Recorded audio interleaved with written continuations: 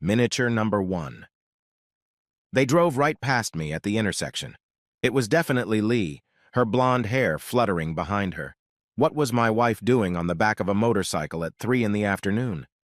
I turned and followed them. They disappeared into the woods. I parked and walked. It was a warm spring day. Golden sunlight, buzzing insects, a silky breeze, the wet spanking sound of overexcited pussy. They did it on a blanket. Lee's breasts were exceptional. They bounced up and down as she pounded her victim enthusiastically. Both of them had their eyes closed. It was a touching scene. So I stopped to take some artistic shots. I thought the setting framed the two adulterers beautifully. He was grunting like a hippo during the rut. I said casually, "Hi, Lee, who's your new friend?" They didn't hear me. I repeated after the ominous sounds of camming subsided. A light storm followed. He jumped up to confront me. I recognized him. It was Bill Avery, another teacher. He was a few years younger than my wife. They must have gone out, so to speak, to blow off steam after a hard day in the classroom. I know all of Lee's co-workers. You can't be married to someone for almost a year and a half and not hear stories about co-workers. This guy had a couple kids. Stupid! I showed my phone. FYI, your wife gets this as soon as I get back to the car. He started protesting. You committed a felony, asshole. Then I turned to Lee. She was staring at me, stunned. I growled, "You're smart. You know what this means." I turned around and walked away.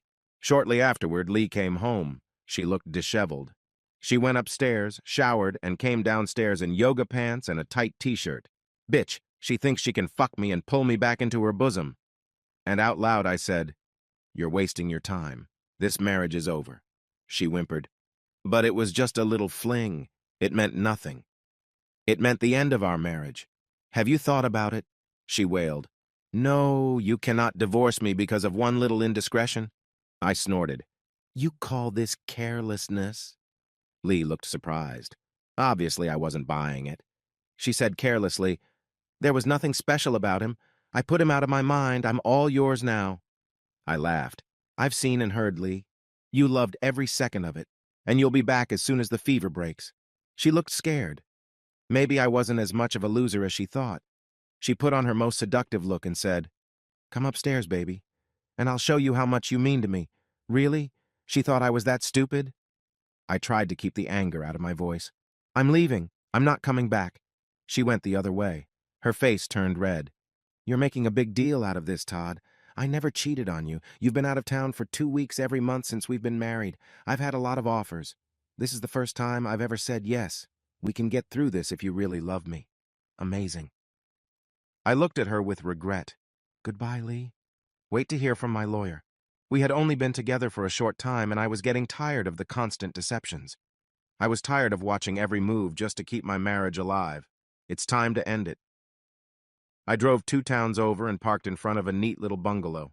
Standing in the front yard was a gorgeous woman with brown hair holding the hand of a cute little 8-year-old girl. The woman looked puzzled. She let go of the girl, walked over to me, and gave me a deep, heartfelt kiss. She seemed a little concerned.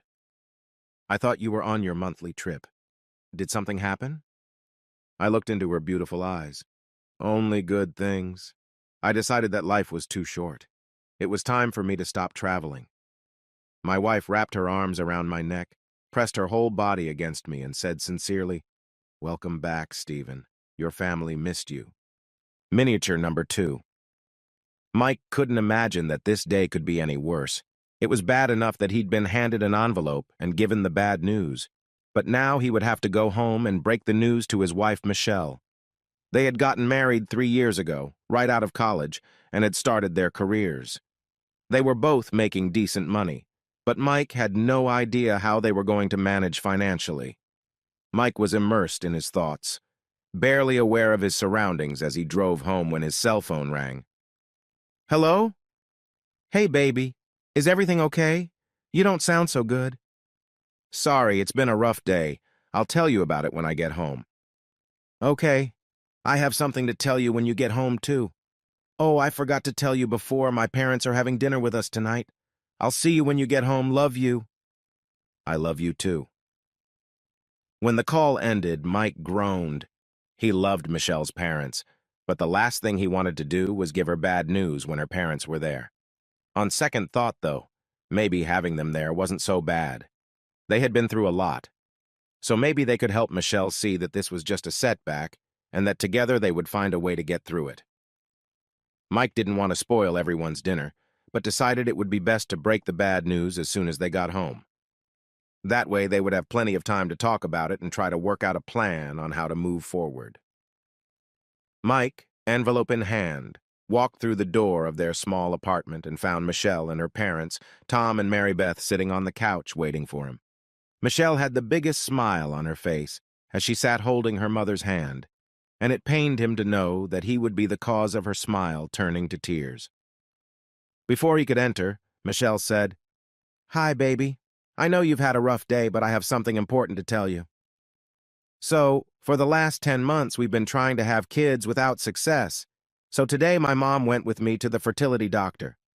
They took some blood to run some tests while we talked to the doctor.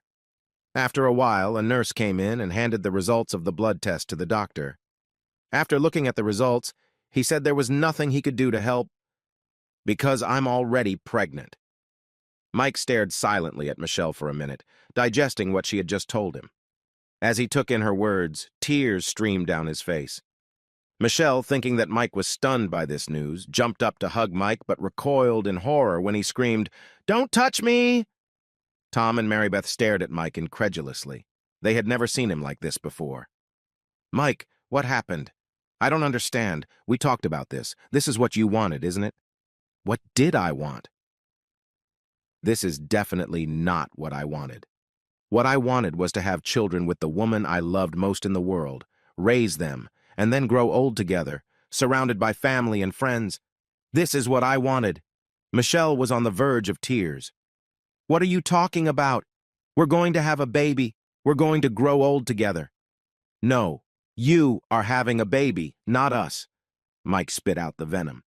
"Did you forget I had a doctor's appointment today? I went to a reproductive doctor, too, to see what advice he could give me to help you get pregnant. But instead," he gasped, lifting the envelope in his hand above his head before tossing it onto the coffee table, "this is what I got. A stupid fucking piece of paper that robbed me of all my hopes and dreams." Since no one else spoke, Tom asked, "What's in the envelope, Mike?"